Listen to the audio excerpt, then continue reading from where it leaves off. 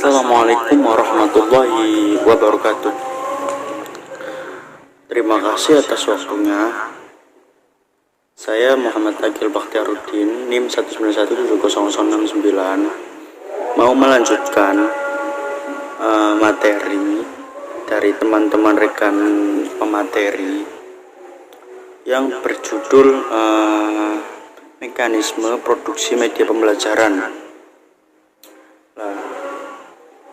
Di dalam mekanisme media pembelajaran terdapat adanya produksi dan pasca produksi.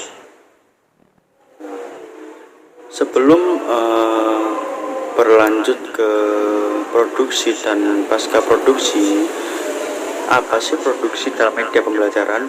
Produksi media pembelajaran adalah suatu kegiatan yang bertujuan untuk menciptakan sebuah alat bantu pembelajaran yang dapat digunakan untuk merangsang pikiran, perasaan, perhatian, dan kemampuan sehingga dapat mendorong terjadinya proses belajar.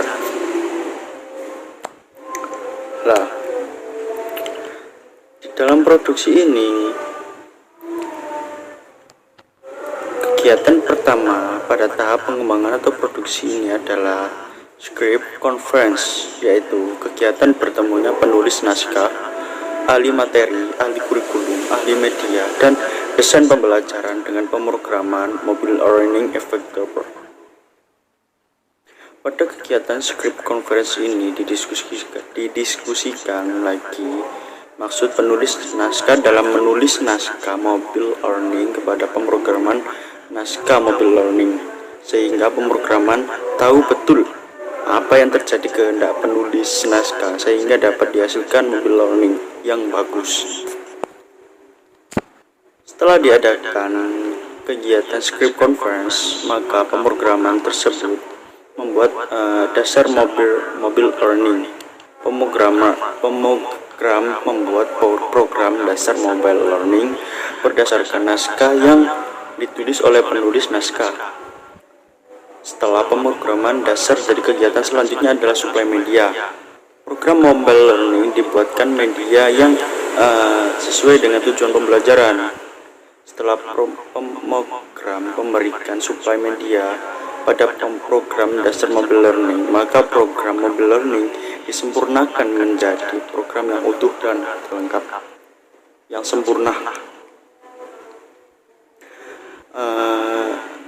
Jenis media pembelajaran yang dikembangkan sangat mempengaruhi tahapan proses produksi, waktu produksi, dan tentu peralatan penunjang selama proses produksi.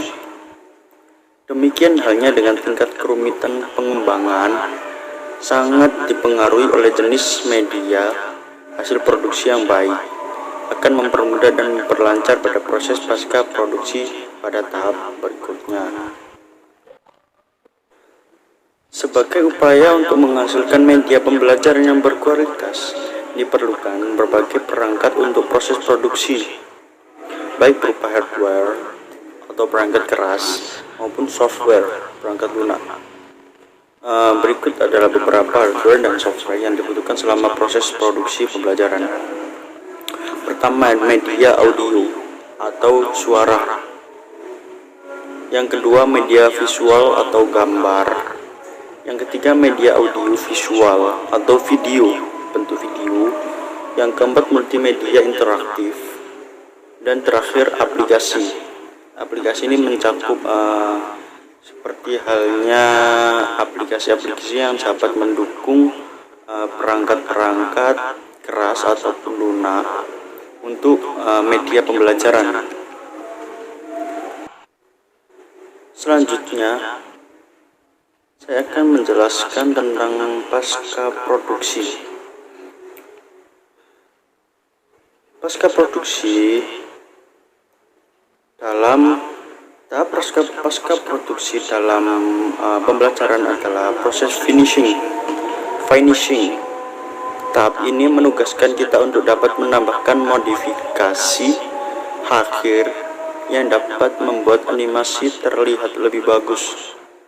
Tetapi jangan terlalu banyak menambahkan modifikasi atau hiasan-hiasan akhir dan usahakan agar hasil akhir tetap di dalam jalur atau tidak terlalu rumit untuk ditonton. Berikut adalah beberapa tahap dari pasca produksi dalam pembelajaran. Yang pertama, preview. Preview adalah kegiatan evaluasi terhadap hasil produksi. Preview ini dilakukan oleh tim yang melibatkan pengkaji materi, pengkaji media, dan sutradara sebagai penanggung jawab produksinya. Evaluasi terhadap hasil produksi ini ditinjau dari segi materi dan media. Jika hasil produksi belum dinyatakan layak ataupun dinyatakan bisa diterima, maka harus dilakukan perbaikan sesuai dengan masukan tim preview. Yang kedua adalah pembuatan mastering. Pembuatan ini menyimpan atau merekam hasil produksi media pembelajaran ini dalam media ataupun dalam kaset ataupun dalam aplikasi lainnya ataupun CD lainnya lah. Master pembelajaran ini yang kemudian akan dijadikan master jika diperlukan penggandaan. Mastering hanya dapat dilakukan pada media audiovisual dan media berbasis komputer lainnya.